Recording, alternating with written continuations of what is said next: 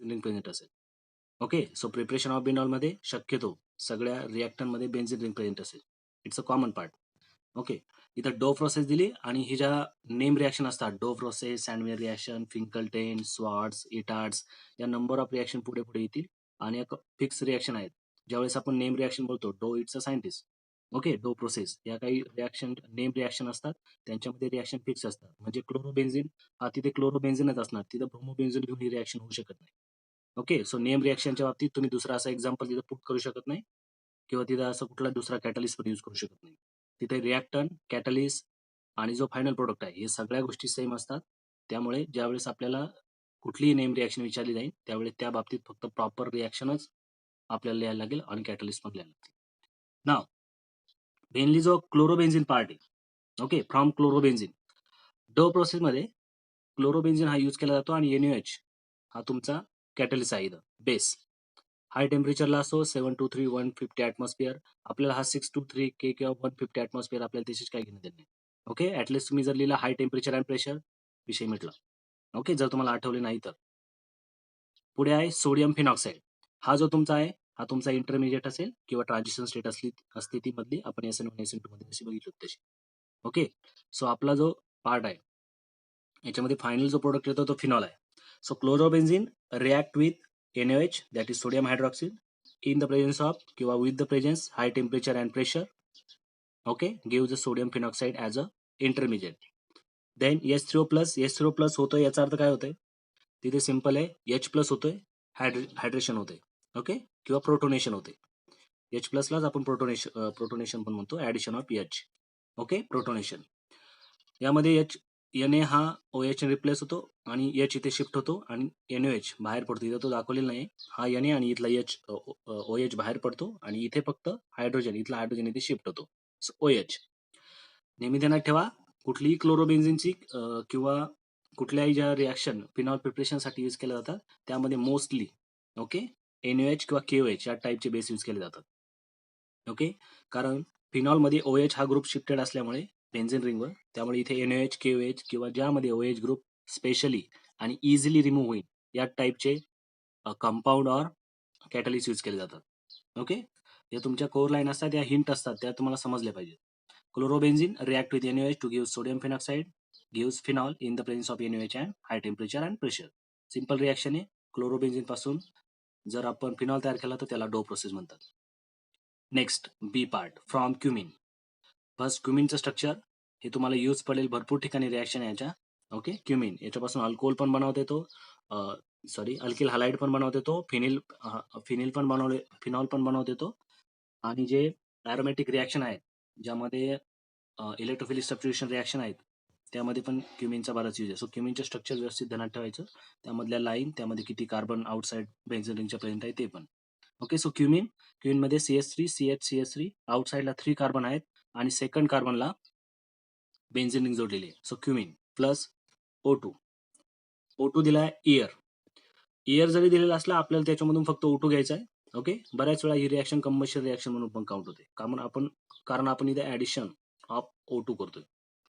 नाव कोनॅप्थेलेट. आता एक कोनॅप्थेलेट काय असतं, नॅप्थेलिन तुम्हाला माहिती आहे, 2 बेन्झीन रिंग ऍड केल्या की नॅप्थेलिन तयार होईल. कोनॅप्थेलेट असं असतं, ज्यावेळेस बेन्झीन रिंग आणि कुठलाही दुसरा कंपाऊंड जो तुम्हाला ऍक्च्युअली एअरमध्ये रिॲक्टरमध्ये ऍड करायचा आहे, तो त्याला म्हणतात कोनॅप्थेलेट. ओके, हे ऍक्च्युअली मिक्सचर असतं नॅप्थेलिन आणि दुसऱ्या कंपाऊंडचं जे रिलेटेड असेल, कोनॅप्थेलिन किंवा कोबाल्ट नॅप्थेलिन, हे वेगवेगळे पार्ट्स आहेत. यावर तुम्हाला एक्सप्लेनेशनची गरज नाही, तरी पण एवढं ध्यानात ठेवा, हे एक मिक्सचर असेल जे तुमच्या रिॲक्टरमध्ये O2 ला जर क्युमिन ऍड करायचं असेल किंवा क्युमिनमध्ये O2 जर ऍड करायचं असेल तर आपल्याला कोनॅप्थेलेट इम्पॉर्टन्स आहे, मिक्सचर. ओके, विदाऊट त्याच्याशिवाय आपली रिॲक्शन होत नाही, ध्यानात ठेवा, कारण कोनॅप्थेलेट हा ऍक्च्युअली ऑक्सिडायझिंग एजंट म्हणून यूज होतो. ओके, नाव 423 केल्विन आणि या टाईपचे स्ट्रक्चर चाललेले क्युमिन हायड्रो पॅरॉक्साईड. जिथे जिथे डबल बॉन्ड O, ओके, जिथे जिथे डबल बॉन्ड ऑक्सिजन असतील आणि ते एकमेकाला डायरेक्टली कनेक्ट असतील, ते सगळे पॅरॉक्साईड असतात. Hydro, Y, because this hydrogen. Hydro peroxide एवढा पार्ट आहे, क्युमिन हा आपला एवढा पार्ट आहे. Okay, so cumin hydro peroxide, जिथे जिथे directly double bond sorry oxygen, 2 oxygen directly joint असतील बाय सिंगल बॉन्ड, त्याला आपण पेरॉक्साईड म्हणतो. H2O2, N2O2 या टाईपचे hydrogen peroxide, sodium peroxide. Okay. आता क्युमिन पेरॉक्साईड इज नॉट हा जो आपला फायनल प्रोडक्ट नाही. आपला फायनल प्रोडक्ट आपल्याला माहिती आहे फिनॉल. आपल्याला फक्त इथं रिएक्टंट यूज करायचा आहे. मध्ये जो पार्ट आहे तो काय तयार होईल. आता हा जो पार्ट तयार झालाय हा आहे तुमचा इंटरमिजिएट. ओके.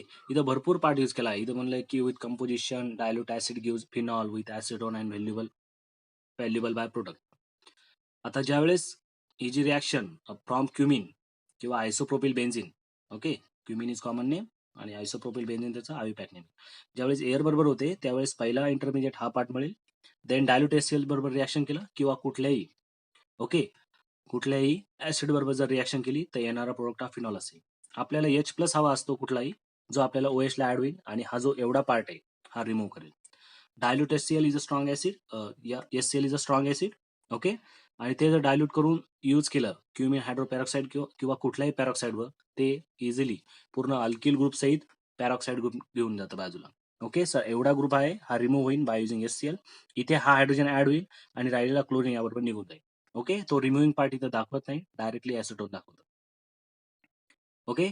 पॅरॉक्साईड मध्ये CH3 CH3 CH3 हे इथे आहे. इथे राहिलेला जो पार्ट आहे याच्यामध्ये एक म्हणून HCl म्हणून तयार जाईल, एक ऑक्सिजन मध्ये येईल आणि फायनलला जो बाहेर निघतो तो HOCl बाहेर निघतो. ओके, इथला Cl, HO आणि राहिलेला एक ऑक्सिजन इथे.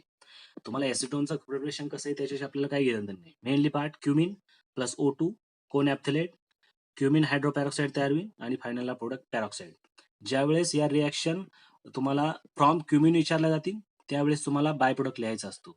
पण जर तुम्हाला फक्त सांगितलंय की preparation of phenol by using cumin आणि तुम्हाला फक्त प्रिपरेशन सांगितलं फिनॉलचं, तर डायरेक्टली क्युमिनला कोथॅप्टिलेट, डायल्यूट एस्ट्रियल आणि डायरेक्ट फिनॉल लिहिला तरी तुम्हाला फुल मार्क्स दिले जातात. Okay.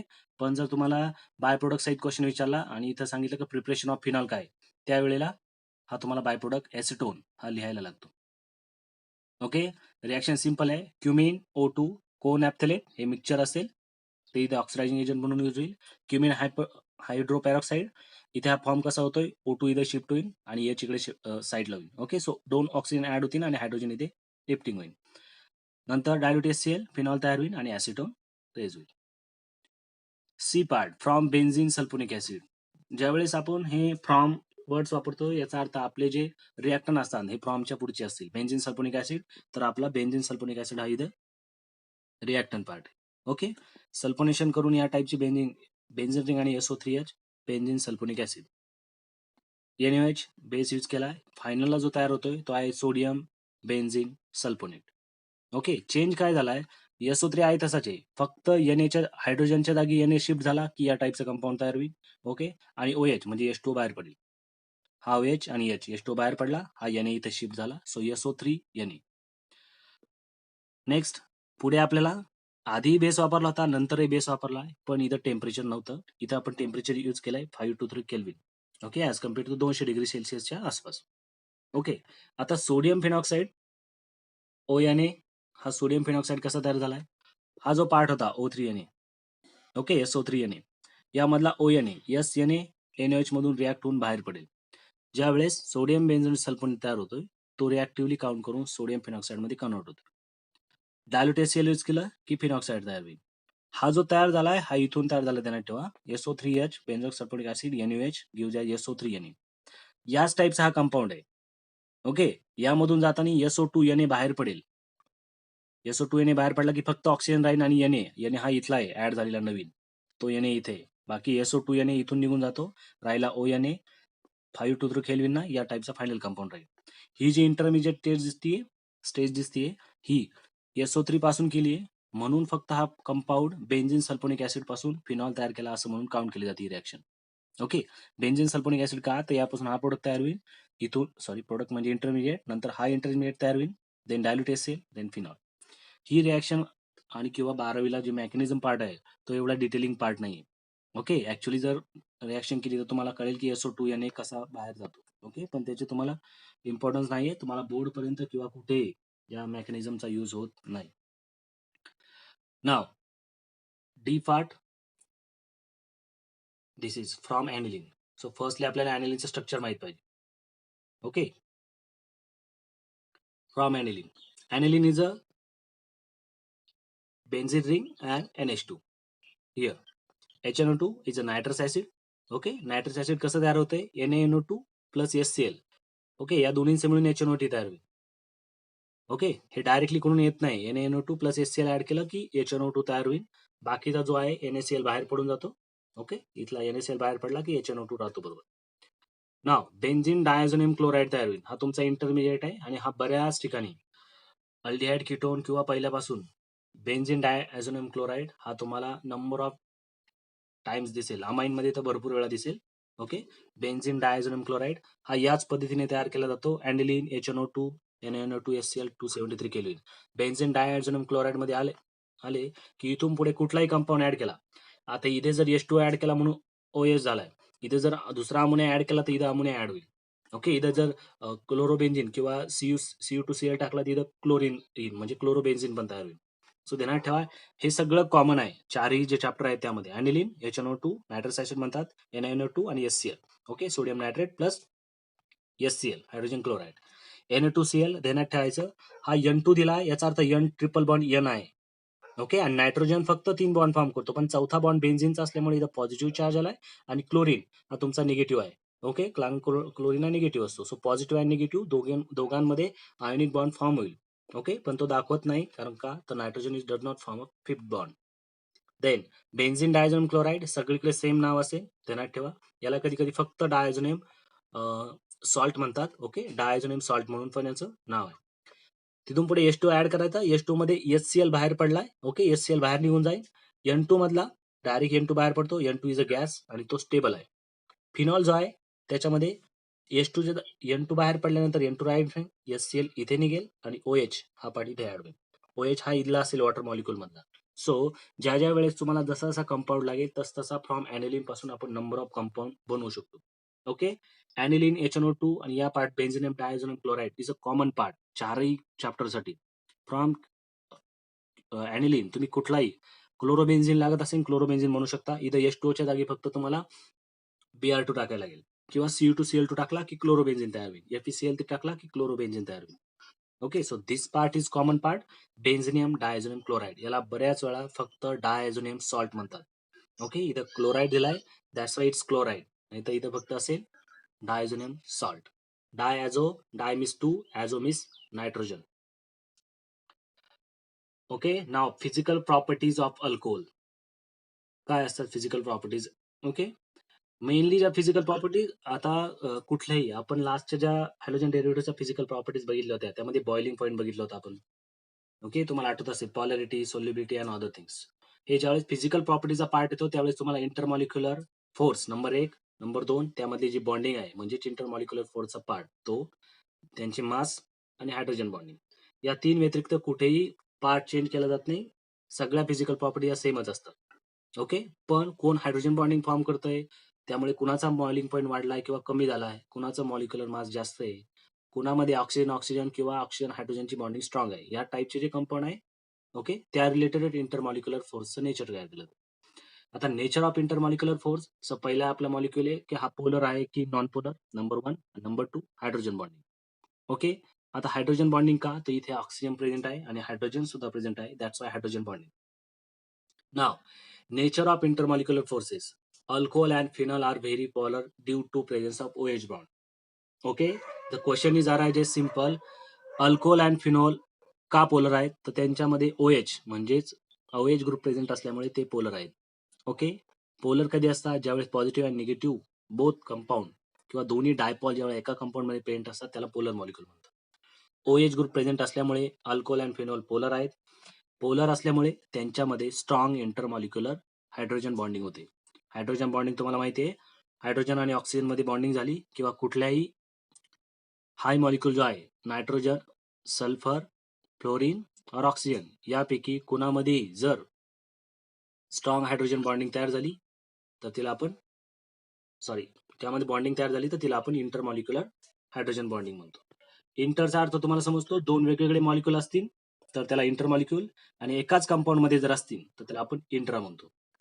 Okay, so this is ROH, so alcohol, ROH alcohol, both are alcohol.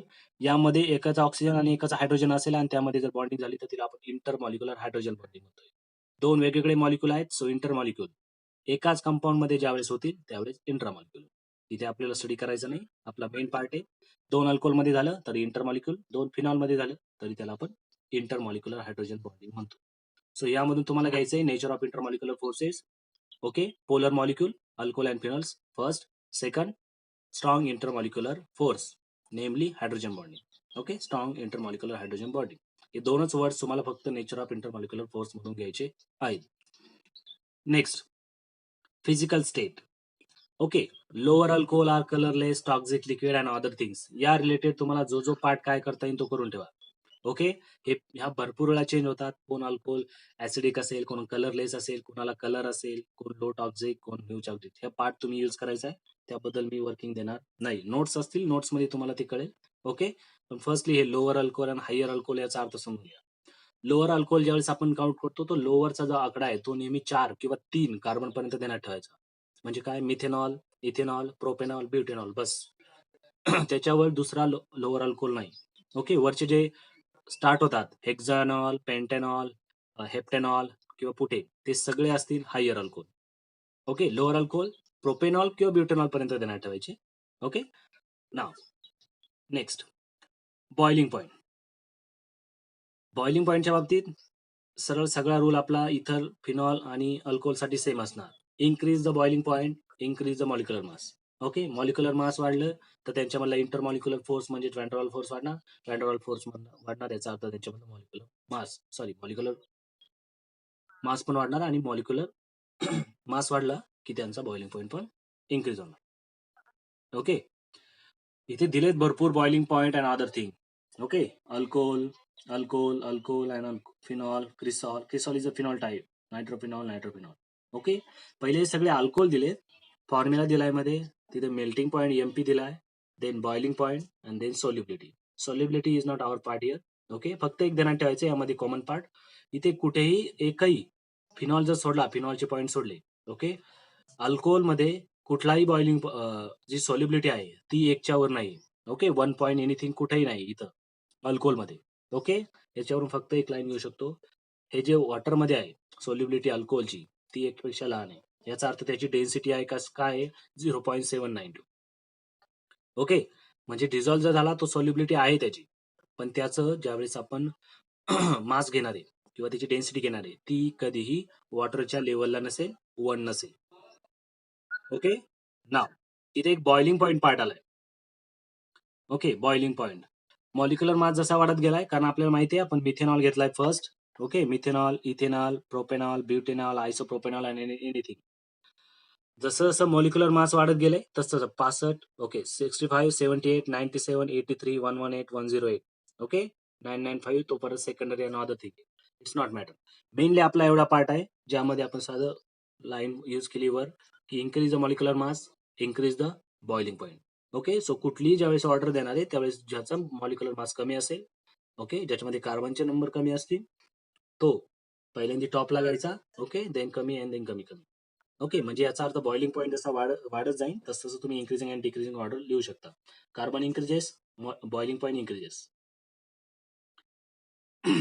फिनॉलच्या बाबतीत सेम पार्ट आहे, त्याबद्दल असं काही नाही, फक्त सॉल्युबिलिटी अँड डेन्सिटीचा पार्ट देण्यात ठेवा. इथून 9.3, 2.3, 0.2 and 1.7.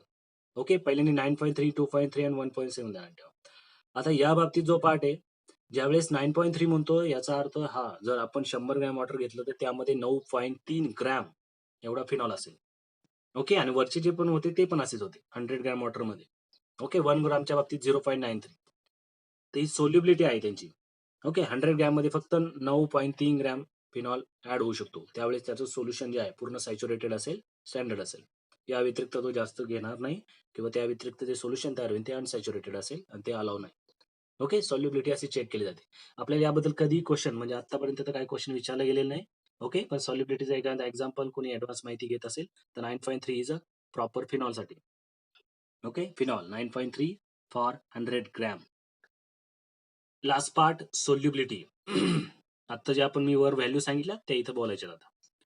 Phenol and lower alcohols having up to 3 carbon. Okay, having up to 3 carbon, that is propanol पर्यंत, show appreciable solubility in water due to their ability to form intermolecular hydrogen bonding with water molecule.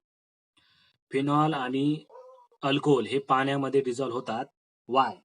Because the formation of okay intermolecular hydrogen bonding in water.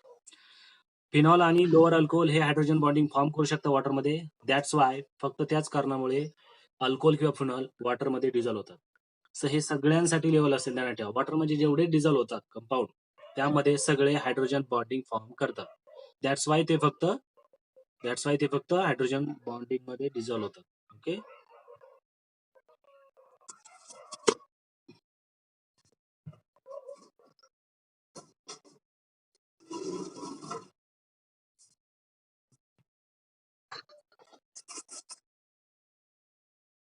Okay. D part तुम्हाला समजला असेल. यामधून फक्त core line एवढीच घ्यायची. Phenol and lower alcohol are soluble in water. Why? Because they are form hydrogen bond किंवा hydrogen bonding in water. नाव इथे सॉरी केमिकल प्रॉपर्टी स्टार्ट होत आहे. ओके, हा आजचा आपला पार्ट नाही. मी परत फर्स्ट पॉइंट येतो. आपण जे प्रिपरेशन ऑफ फिनॉल केले, ओके, त्यामध्ये फर्स्ट पार्ट आपण डो प्रोसेस घेतली. क्लोरोबेन्झिन पासून फिनॉल बनवलंय. याच्यामध्ये NaOH हा तुमचा कॅटलिस्ट आहे और बेस आहे, त्यामुळे त्याचं काही प्रॉब्लेम नाही. तो इझी पार्ट आहे. फ्रॉम क्युमिन मध्ये कन्फ्युजन होऊ शकतं. ही 2 स्टेप रिॲक्शन असल्यामुळे. कोन ऍप्थलेट जो आहे तुमचा मॅक्चर असेल, हा तुमचा क्युमिन. त्यामध्ये O2 म्हणजे एअर, त्याच्यापासून क्युमिन हायड्रोपेरॉक्साईड तयार होणार. देन डायल्यूट HCl, देन आपल्याकडे फिनॉल आणि ऍसिटोन तयार होणार. ओके. फिनॉल आणि ऍसिटोन मध्ये मी परत मगाशी पण सांगितलं होतं की फ्रॉम क्युमिन जर रिॲक्शन विचारली नुसती नॉर्मल, तर तुम्हाला ऍसिटोन लिहायचा नाहीये. पण जर तुम्हाला विचारलंय की preparation of phenol, okay, full reaction किंवा 3 मार्क्ससाठी आली, तर तुम्हाला ही फुल रिॲक्शन लिहायची असते. Okay. From benzene sulphonic acid पहिल्यांदा SO3H करा. SO3H म्हणजे तुमची बेन्झिन सल्फोनिक ऍसिडचा पार्ट टाकला तुम्ही. ओके. त्याच्यामध्ये NaOH ऍड करा. तुम्हाला परत इंटरमिजिएट मिळेल सोडियम बेन्झिन सल्फोनेट. या पार्ट मध्ये बऱ्याच जणांचं कन्फ्युजन असेल की इथं SO3Na होता आणि डायरेक्ट Na कुठून आला. ओके. सिंपल पार्ट आहे, ज्यावेळेस तुम्ही NaOH ऍड करताय त्यावेळेस SO2Na, ओके, O निसता राहील इथे, आणि हा Na जो ऍड होतोय, हा Na तो इथला आहे. ओके. सो बाकीचा सगळा पार्ट बाहेर निघून जाईल. त्यामुळे बऱ्याच वेळा मेकॅनिझम पार्ट इथे दिलेला नसतो. तो कन्फ्युजिंग नाही. तुम्हाला डायरेक्टली रिॲक्शन पार्ट करायची असते. हा पार्ट आहे, त्यामुळे डायरेक्ट HCl टाकलं की फिनॉल तयार होणार. ओके. इथे पुढे फायनली ऍनिलीनच्या बाबतीत भरपूर वेळा 2 वेळा सांगितलं मी, तरी पण ऍनिलीन डायझोनियम सॉल्ट तयार होणार. त्याच्यामध्ये H2O टाकला तर फिनॉल तयार होणार. नेचर ऑफ इंटरमॉलिक्युलर फेसेस तुम्हाला कळलंय. सिंपल पार्ट हायड्रोजन बॉन्डिंग आणि पोलर मॉलिक्युल 2 लाईन ध्यानात ठेवायच्या. Physical state lower alcohol, toxic, colourless आणि अदर थिंग, हा पार्ट ध्यानात ठेवायचा. फिजिकल स्टेट मध्ये बऱ्याच वेळा जुना पार्ट जो सांगितलाय मी, ओके, तो ऍसिडिक असतो. ओके, कोण ऍसिडिक असतो कोण नसतो तो पार्ट पण ध्यानात ठेवा. Boiling point increase the molecular mass, increase the boiling point. Now lastly solubility तुम्हाला समजले. जे कंपाऊंड शक्यतो इंटरमॉलिक्युलर हायड्रोजन बॉन्डिंग किंवा कुठली हायड्रोजन बॉन्डिंग फॉर्म करतात किंवा त्यांची ॲबिलिटी असते, ते सगळे, ओके, ते सगळे वॉटरमध्ये डिझॉल्व्ह होऊ शकतात, वॉटरमध्ये सोल्युबल असतात.